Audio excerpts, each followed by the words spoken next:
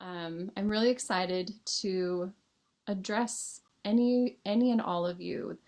My hope is that, if you have found your way to this Facebook Live, it's probably for a reason. It may reach three of you, it may reach 300 of you. To me, it doesn't matter. I just know that whoever's here watching, um, there's something specifically for you in this content. So stay with me through to the end. Um, First, I want to just tell you a little bit about who I am and why I'm even here in front of you and what we're going to be talking about today. My credentials are that I'm a yoga teacher of about 7 years. I am a childbirth educator that created my own course, the Bodhi Birth Course. It's based in meditation and mindfulness, and it's about the process of birth for healing and waking up. But I also am a birth and postpartum doula, and I also do mentoring sessions. So that's my credentials, but I also want to just tell you a little bit about me. I came into birth work for a lot of different reasons. I feel like a lot of different paths in my life kind of converged and brought me to where I am and what I'm doing. Interestingly enough, a lot of it stemmed from a really difficult childhood. I went through different forms of abuse and different forms of trauma that took me into my adult years to be able to like appropriately label and diagnose and understand. I'm sure this is not uncommon. It's kind of the human experience, right? But for whatever reason, and actually I know what those reasons are now, but I didn't at the time, for whatever reason, childbirth, the act of giving birth, opened me up to experience my childhood trauma in a very different light. It allowed me to heal and process from those experiences. And I just experienced profound growth and profound momentum forward. It was what allowed me to finally come into myself. I had spent so long resisting who I was, silencing my voice. I struggled with a lot of different social anxiety.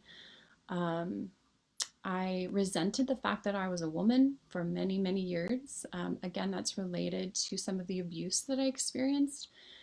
Um, so, kind of amazing how childbirth again brought all of that together for me.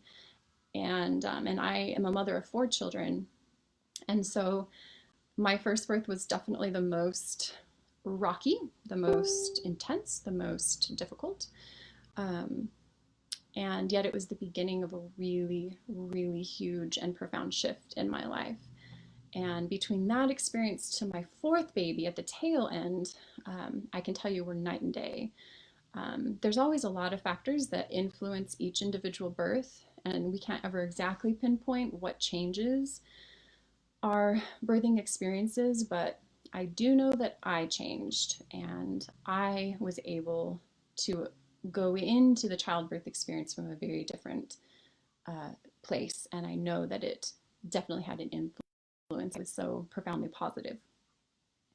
I'll tell you a little bit more about those experiences as we get talking, but I at least wanted you to kind of get a feel for me and why I feel so drawn to birth work. It's just a huge part of my own story, and I love helping other women navigate that successfully and to feel empowered.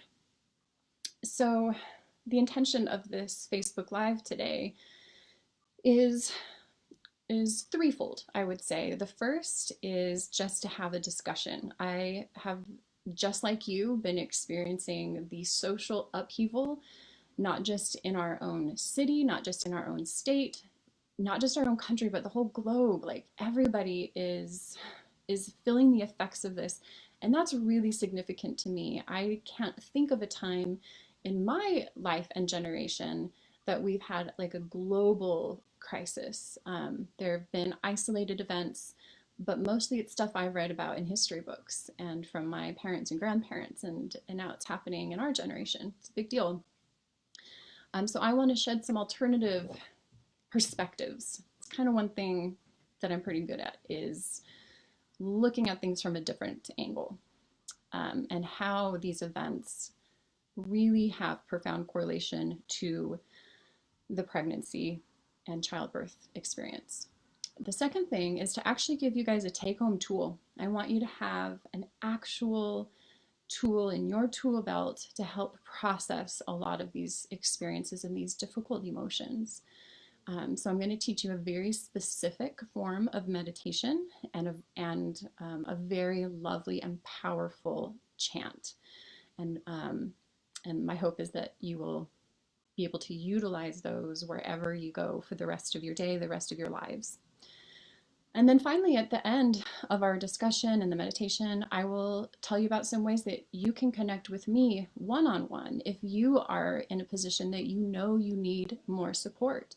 If you know that you are struggling with the isolation, with mental health issues, with preparing, feeling like you're prepared for birth, feeling like you're staying afloat postpartum. And so I'll show you some opportunities that we could work together. So let's jump in. I have some of my notes written on a clipboard, so if I'm glancing away occasionally, I'm just kind of making sure that I hit my main bullet points. So the first thing we're going to do is we're just going to breathe.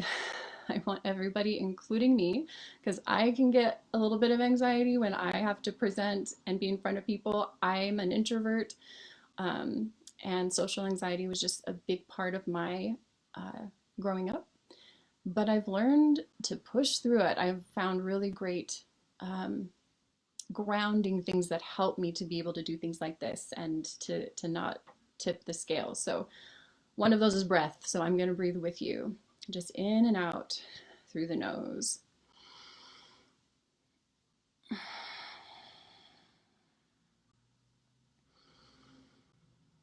I also just invite you, if you're not already, to just get comfortable. I'm here at my office in Orem, and I've taken off my shoes. I'm sitting on a soft chair, and I just want this to be as if we were in each other's living rooms, because we can't be together like that right now. So we're doing our best. We are reaching through the internet and connecting virtually. I want to start with a question. How many of you have heard the thoughts running in your mind telling you that you wish you weren't pregnant right now at this time in history? That you've been telling yourself right now is the worst time to have a baby and to be a mother of young children? Well, I have heard many women expressing these sentiments in my small community, and I have a feeling that it's much bigger than just my network, that this is something that all women on this planet right now are feeling. It's so important for birthing women to feel a sense of safety and security. I'm sure all of you are familiar with what we call that nesting impulse at the end of pregnancy, where we're suddenly like hyper vigilant about preparing our birth space and getting everything in order. We just want to feel like things are secure. And then when we have that security, then we can let go. Then we can be vulnerable. Then we can relax and do the hard work of opening up. Now, that's a tall order when we look beyond our four walls of our home and all we see is unrest. All we feel is fear or panic or anxiety. The future's unknown, all of these intense feelings. Suddenly the job of labor just seems that much harder. Suddenly the wonderful visions we had of our children growing up in a carefree environment are not so we're not so sure anymore. We don't exactly know what all is around the corner. So as I think about all these symptoms of our society, as I think about certain words that we hear ourselves saying, we say the future's unknown. We say there's so much instability. We talk about anxiety. We talk about depression. We talk about fear. I think it's so fascinating that the same words that we use to describe these societal happenings are actually quite familiar in the context of childbirth. This is the kind of conversation that we as women have been having forever.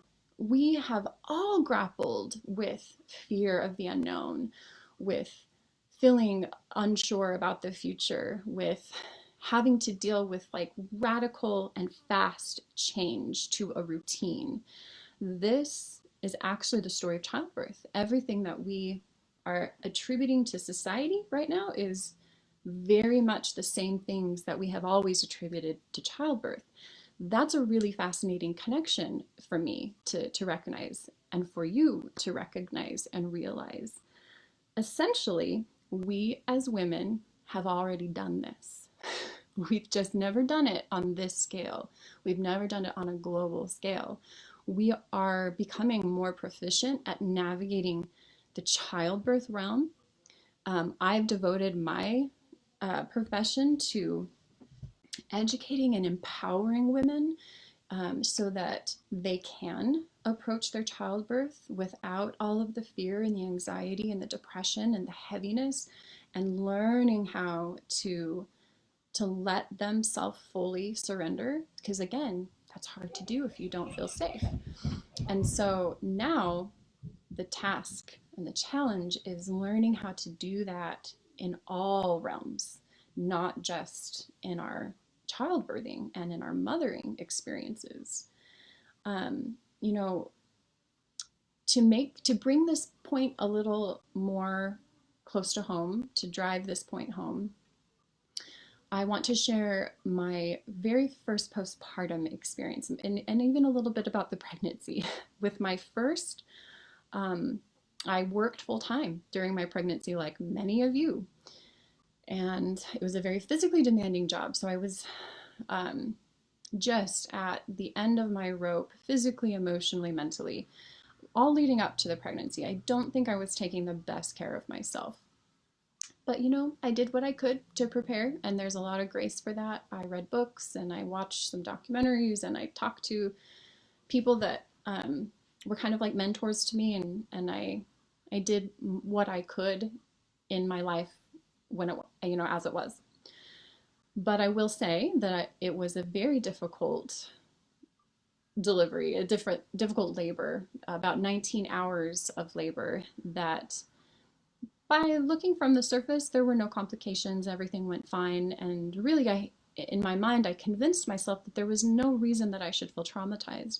There was no reason that I should feel so broken because everything went fine. Mom was healthy, baby was healthy, vaginal birth, no complications.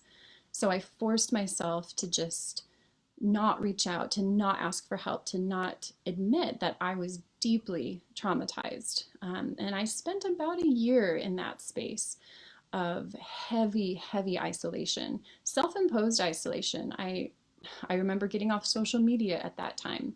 I stayed off for about 6 years actually. I canceled all my events. I quit my job. I just did absolutely everything I could to sever all ties so that I could hunker down and survive. But I remember those very first days of postpartum.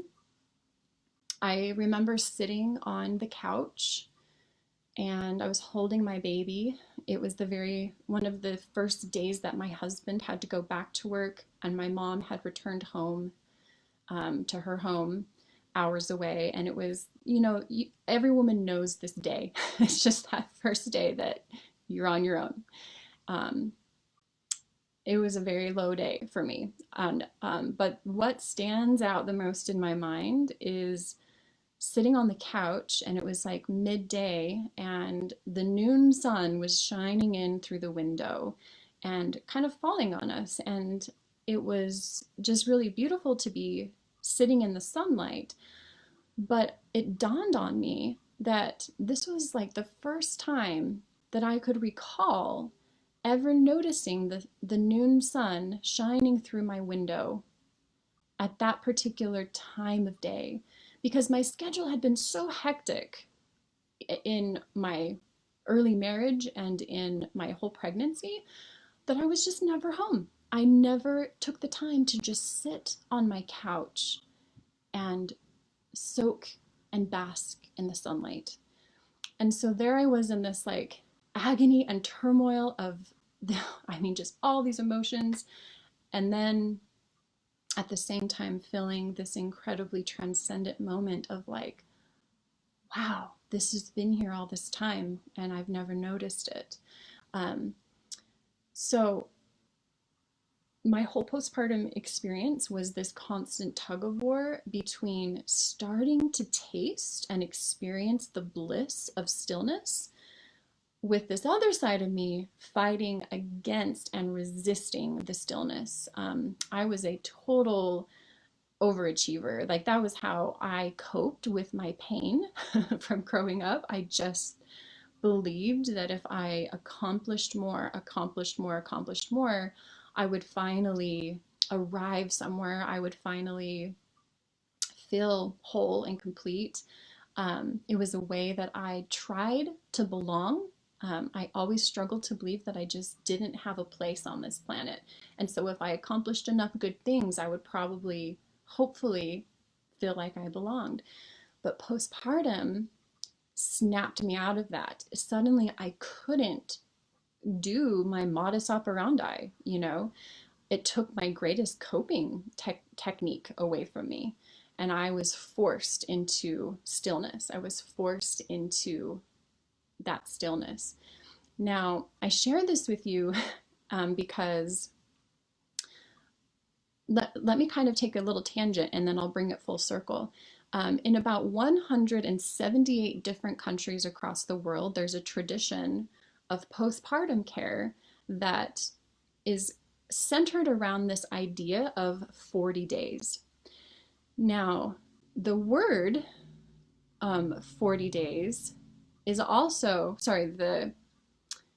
the idea of 40 days is actually the very same concept as the word quarantine.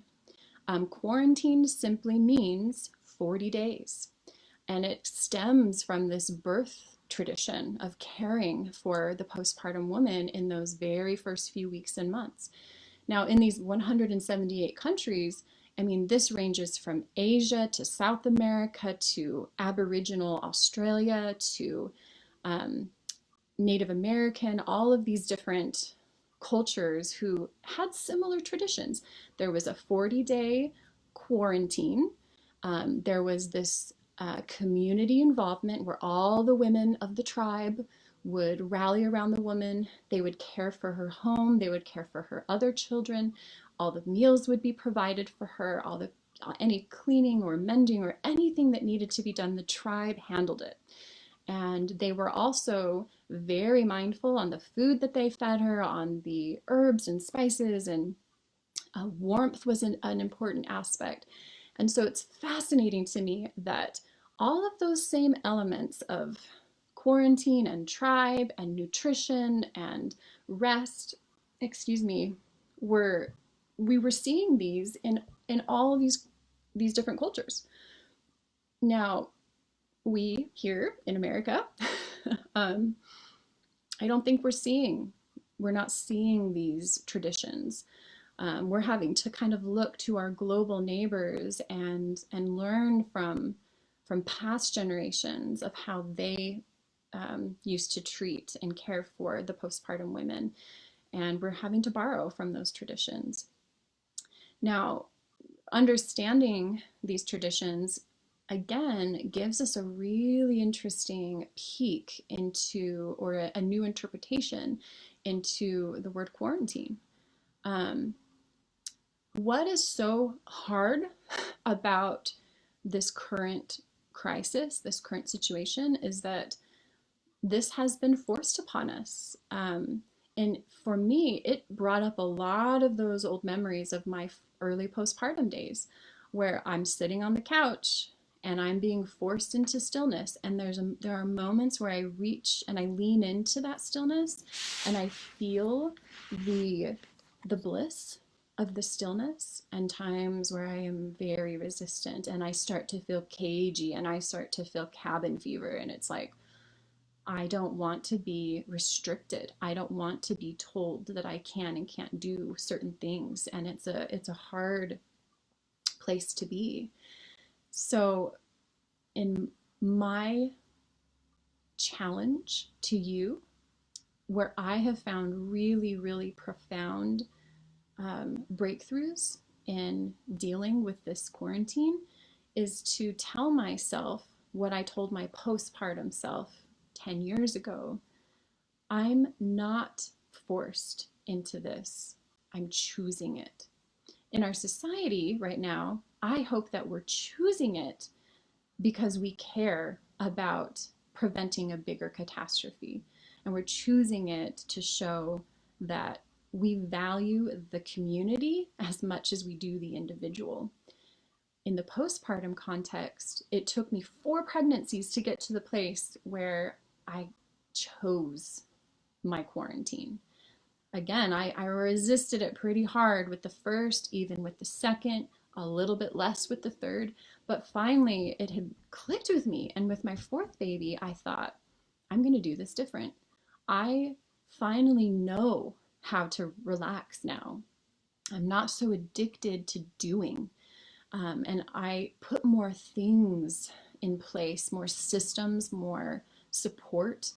And with that 4th postpartum, because I was choosing it, everything changed. It felt like a healing retreat. Sure, there was still chaos all around me. There were dishes that were not done. There was laundry that was not folded. My kids were wearing mismatched clothes, and all of it was just okay. I had moments, of course, like every human being, where things were hard.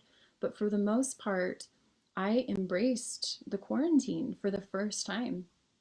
And um, and so such a beautiful correlation in the difference between being forced into something and choosing it. And I hope you can see that beautiful connection between the pregnancy experience and this global experience that we're having right now. Now, something that I also have been feeling and observing is that, to me, as much as there is this unknown and there's so much happening around us, um, I'm just ever the optimist. I tend to draw out the silver lining out of things. It's just how I operate. It's how I see the world. And to me, what's happening around us feels like a form of labor. Um, how would you describe labor? What words would you give it?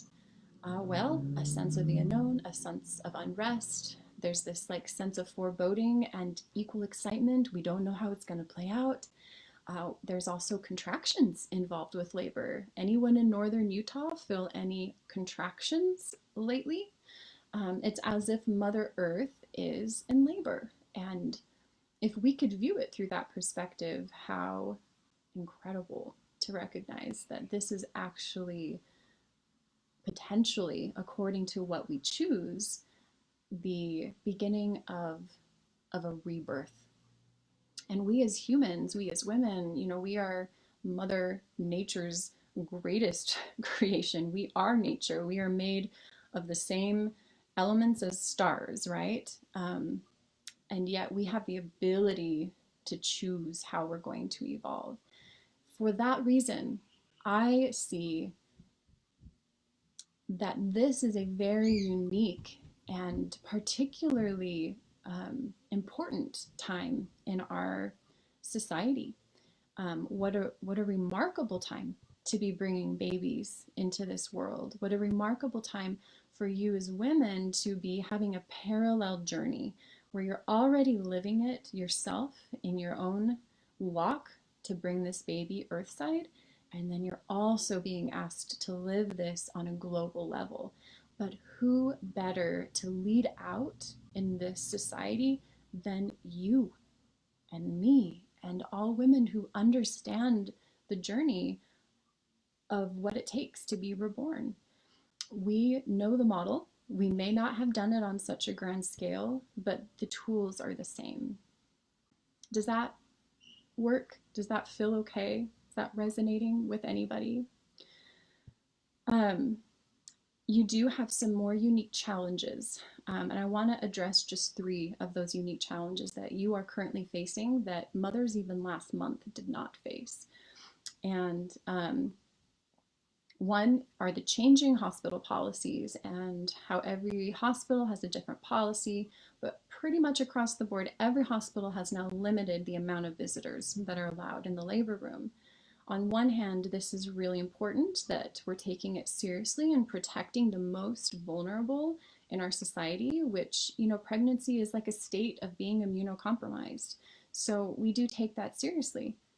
On the other hand, we are more than just our physical bodies. And when a woman is giving birth, she needs emotional support, she needs physical support, she needs mental and spiritual support.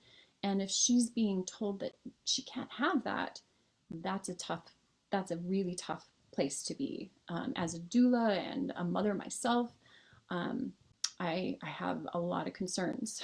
We don't want to go back to the 1950s era where women were basically dropped off and the husbands weren't allowed in and nobody really knew what was going on in the labor room.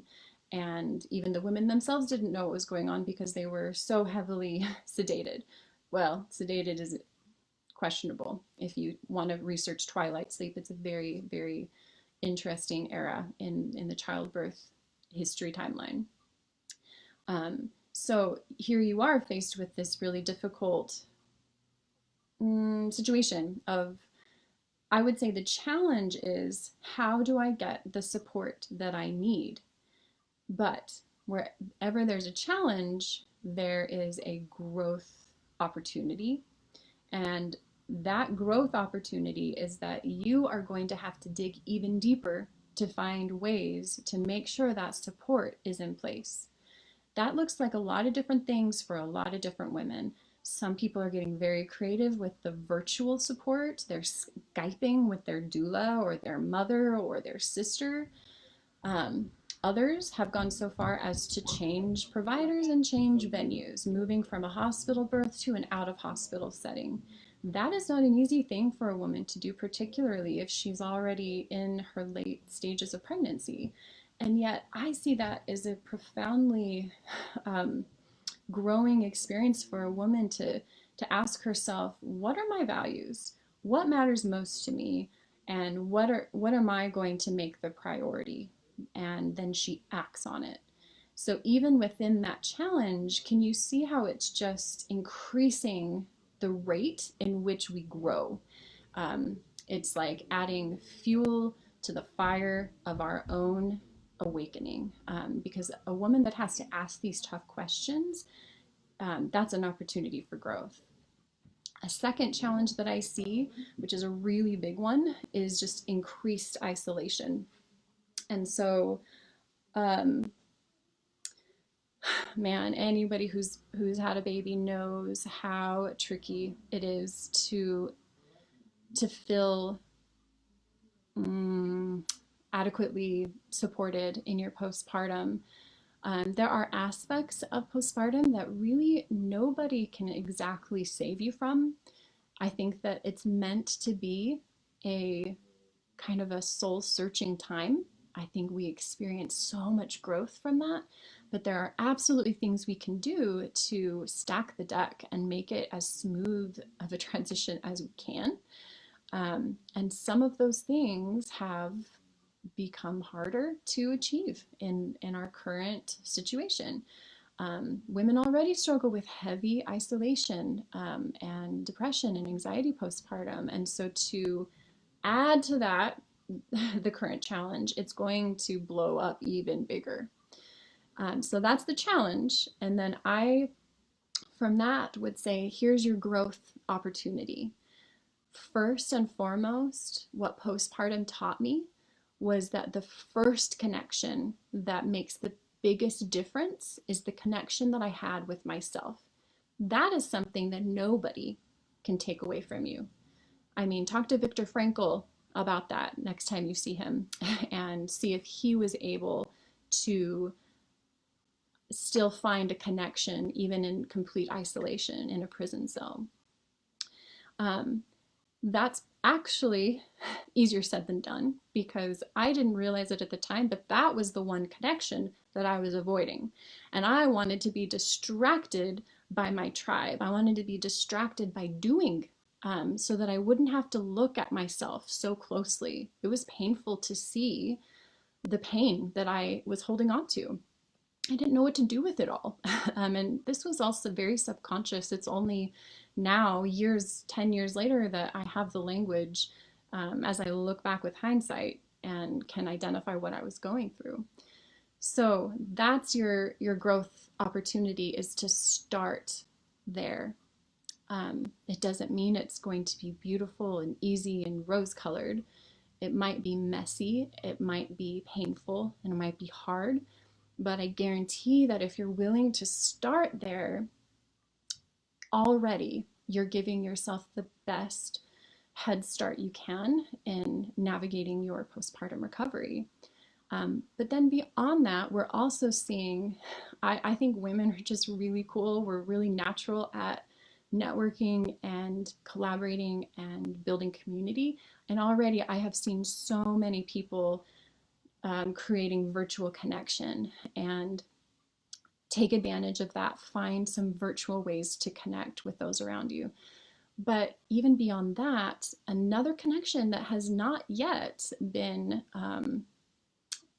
taken away, or at least that we haven't let go of, is our connection to nature. And that alone is probably the most powerful connection that I can think of. She's Mother Nature is like the mama. And so if you are needing to connect to other women, to Mother Energy, go to the earth, find a tree to hug. I think the gift that nature gives us is that it reminds us how big the world is and how little our problems are. Every time I take the time to go on a walk, go on a bike ride, just explore the hills behind my house, I always am struck by the expansiveness that I feel. And suddenly I'm a little bit more empathetic towards my own children, more compassionate with myself, and I suddenly want to move into the giving and contributing to society instead of the taking and the victim. And so that's a really powerful connection as well. The third and final that I'll be talking about today is just the financial instability. And so this is a huge deal for a lot of families, myself included, where suddenly our predictable paychecks and clientele is not as steady as it was. And so we're once again filled with this intense uncertainty. And there's no easy, quick fix solution for that, but I would just say that the growth opportunity within that is to learn the art of asking for help. Oh my gosh, is that a big one? This is something I mention to all of my clients and anyone that comes to my childbirth course, that's one of the gifts that postpartum gives us as women. Again, it took me 4 babies to learn that lesson, but by the time I had that 4th baby, I felt so fulfilled asking for help. I intentionally called my closest neighbors and friends and I said, I'm preparing for my postpartum. Would you be willing to help me with this, this, and this? And do you know what they said? Absolutely. I am so glad you called me. I've been thinking of how I could help you, and you've made it so easy for me. And women love it. They feel so much gratitude and connection when you ask for help and then you receive it. And so again, in your situation, giving birth in this current climate, you're going to be on the fast track to learning that lesson. Don't do what I did. Don't drag this out for 10 years. Just embrace it now. And so if there's something that you need and you can't afford, if there's a service that would be very important to you, I guarantee you there is an entire village of women and a community of women who are anxious and eager to fulfill that need for you. But you have to do the hard work of asking. It will change your life. It absolutely will. So with that, I want to now switch gears, and I want to teach you a couple tools. You know, it's just a short time that we have together. I wish I could spend hours with you, and maybe I'll come back in future videos. But for now, I just picked the 2 tools that I felt would be the most meaningful and pertinent to wherever you are on your timeline of motherhood. If you're conceiving, if you're pregnant, if you're, about to be in labor, or if you're postpartum, even if you have children that are in their 30s and you're watching this, it all applies. So I want to teach you a specific form of meditation that's called Tonglen Compassion Meditation. It's from the Buddhist tradition, and I first learned this from her name is Pema Chodron. That's what it is. So you can even Google her, and she has some incredible YouTube videos. But the word Tonglen means giving and taking. And the very first time I did this approach to meditation, I was not prepared with how effective it would be. And so there is actually a word of caution. As we go through this meditation together, there's a couple things you'll want to be aware of. One, it's really important that at each new expansion, this will make more sense to you as we go, we need to make sure that everything is fully resolved before we expand and make our sphere wider.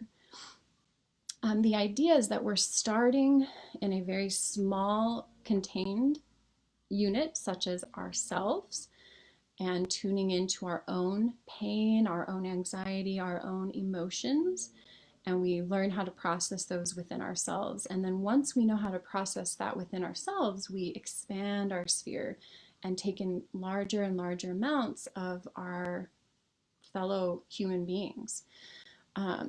So if you find that even on the very first sphere of working within yourself that you can't fully resolve those emotions, then that's your meditation for today. And just let yourself pull out and observe the rest. But so long as you're following with the breath and you feel the complete resolution, then let yourself extend further. But you get to be the guide on that. The first time I did it, I got about halfway in and I was just like, what just happened? And I needed to pull back and just give myself some space. The reason why I feel this meditation would be so particularly helpful to all of us is that it teaches us to distinguish and discern the difference between our own pain and emotions and other people's. Even just recently, I remember walking into a store last week and just getting all these symptoms in my body, just feeling a stomach ache. My breath was suddenly really short, and I found myself pushing the shopping cart like really fast, and I was like, I'm panicked and I don't know why, And suddenly I realized, oh my gosh, I'm just absorbing everybody else's emotions, and I was just here to pick up a couple items, and I've let myself absorb it without processing it, or without having good boundaries in place, or without knowing what to do once I felt those emotions. Another thing that's really beautiful about this is that I think it's actually a mark of our humanity to feel other people's emotions. I don't think that we should cut ourselves off. I don't want to have walls around me so that I no longer connect with what other people are feeling. We're supposed to have empathy. Everybody is a potential empath, if you've ever heard of an empath, because all of us should be developing our empathy. However, this meditation actually teaches you what to do with it. Once you feel other people's panic and other people's anxiety, instead of letting it just sit there and fester and make your own anxiety worse, then we have something to do. We can resolve that And then you've achieved two things. One, you've experienced true empathy with other human beings, which bonds us as people. But then two, you've helped in a profound way to contribute to communal healing. So I personally don't want to be someone that just contributes to a state of fear and panic and uneasiness. Instead, I would rather say, hey, I'm willing to hold space for all of it. I'll let myself even feel it, but I'm not going to hold it forever. I'm going to tap into it, and then I'm going to let go. And instead, because remember, Tonglen means giving and receiving, after we receive, we're also going to send a gift back. So it's like, thank you for letting me feel that with you. Here's my gift. Okay. I hope that's enough context for this meditation. But I also want to tell you about the chant, because we're going to combine these two together. Now, the chant that I chose to teach you is called Loka Samasta Sukhino Bhavantu. It's great. I actually see that Chelsea's on here. Hi, Chelsea. I know you know this, so will you sing like extra loud with me? We both learned this in our yoga teacher training from Sil Carson, who, this is like an ancient yogic chant, but I'm thankful to Sil for her teaching me. This particular chant is very, very powerful. What it means is that it says, may all beings in all dimensions and times be happy and free. Peace, peace, peace. So once again, that's Loka Samasta Sukhino Bhavantu. Shanti, Shanti, Shanti. So at the very end of our meditation, I am going to go ahead and just go right into that chant. Sometimes it will take you a few times of hearing the melody before you'll be able to just jump in. Or you can just listen. But if anyone who's listening already knows it, do this in your own home. It's a really powerful mantra, particularly at this time in the world, that we're sending that prayer, that blessing, that energy to all dimensions. So this isn't even just people on our planet right now. This is something that reaches, what Sil says is that it's all creation now and all the potential of creation. So this reaches back, forward and back on the timeline. Okay, let's just begin with this meditation. So wherever you are, find a comfortable place that you can sit, whether that's cross-legged, whether if you are on a chair, maybe just kind of coming to the edge so that you can sit up nice and tall, so that you can feel the breath moving all the way down into the belly, down to the pelvic floor. We want the breath in and out through the nose. And just tune in there, feeling the breath move in your body. As soon as we begin to become aware of our breath, it automatically takes us into our emotional body. And so as you're feeling the breath come in and out, I want you to become aware of any emotions that you're holding in your body right now. Any tension, any anxiety, any stress, any fear. There may even be some positive emotions, maybe some excitement, some passion, some love. But on your inhale, I want you to draw up and out any emotions that are no longer serving you, that you know are ready to be let go.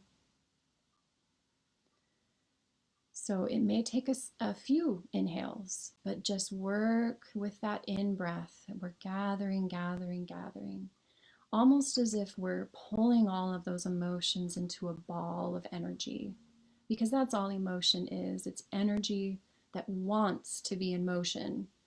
And if we hold on to it for too long, it starts to build up pressure. So we're going to let it move. Now that you have that ball gathered, you begin to feel within you a radiating light. And it's not stemming from any one source, but every part within you is glowing. Down to your toes, down to your fingertips, up to the crown of your head, you are glowing. And as soon as this ball of emotion comes in contact with this inner light that you naturally possess, you see that ball begin to dissolve. And we do that dissolution on the exhale. So now bring the focus to your out breath. Every time you exhale, that ball becomes smaller and smaller until it's completely gone.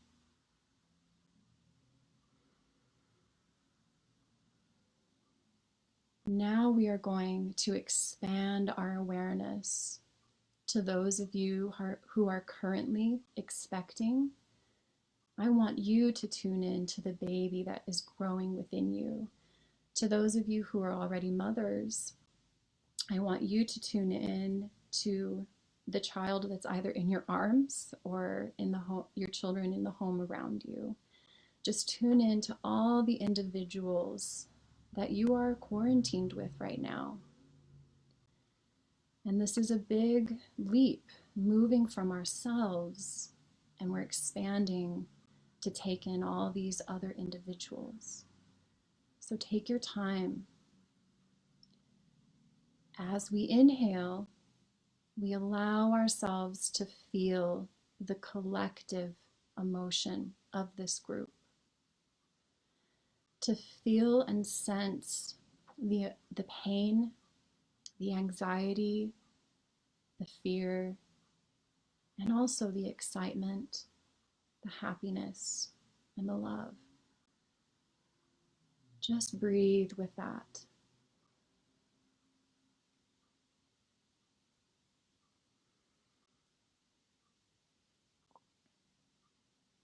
That already is a lot, and it's really powerful, and it's also really beautiful. But there is some heaviness with that. And it's as soon as you feel the heaviness, that's what we want to draw in on the inhale and bring it into a tight ball. Any of those emotions that are ready to pass, that are ready to be let go, that are no longer serving this group. And so you are willing to take it and you are willing to receive it with empathy. Now, we're going to shift. As soon as you feel that's been gathered, we shift into the exhale. And we bring that ball to our inner light, whatever that looks like for you. And we focus now on the exhale and we watch that ball grow smaller and smaller and smaller with each breath.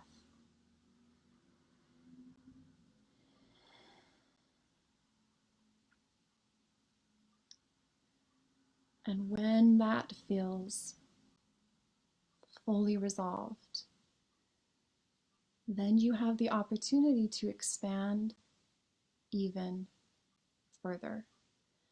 But again, only if you feel it's time for you to do so. If you sense there's still more to be resolved where you're at, let that be your meditation for today. We're going to take it further. We're going to take it into our community. I want you to start to visualize all the faces of your neighbors, of the people that you go to school with, go to church with, work with, that you walk past their homes when you're taking a walk, walking the dog. Imagine the streets, imagine the homes, imagine all the people that you consider to be your village, your tribe. Perhaps you don't even know some of the people that you live closest to, and this will still work. That's what's so amazing and powerful about it. If you feel very cut off from your community, still be willing to meet them emotionally and energetically. And so, with a few deep inhales here, let yourself feel the collective pain. Let yourself feel the collective emotion.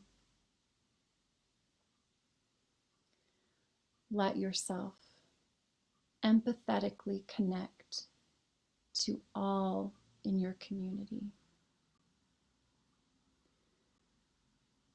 You may feel both lightness come in this breathing, and you may also feel a heaviness.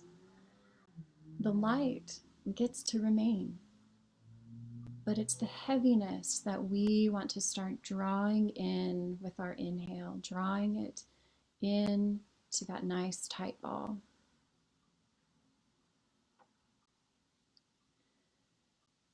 There's a lot to gather, but your breath is very powerful.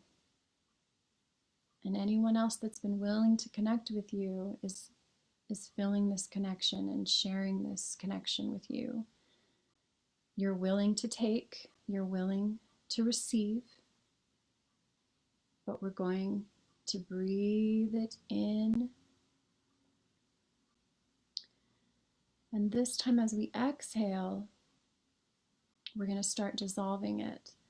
But I also want you to actively send compassion, love, and healing to your community. As it dissolves, our breath is sending love and compassion and healing. So we have taken the pain and we have transformed it into compassion. Now we're going to end here at this level because I just sense that this is enough for all of us today. For anyone who chooses to explore this further at home, you can continue to your state, to your country, to the globe, to the entire planet. You can move into galactic compassion. It's absolutely possible. But for today, that was an incredible expansion. And so we will conclude this meditation with our chant.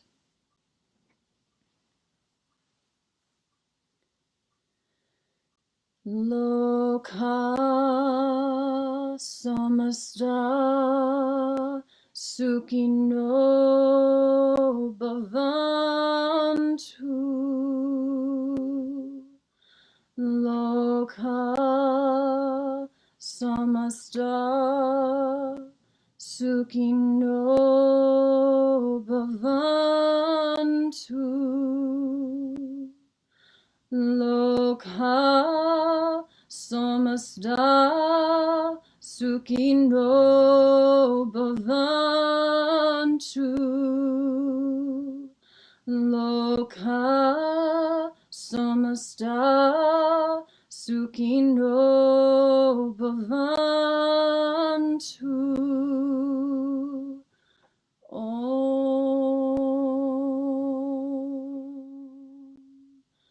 Shanti, Shanti, Shanti.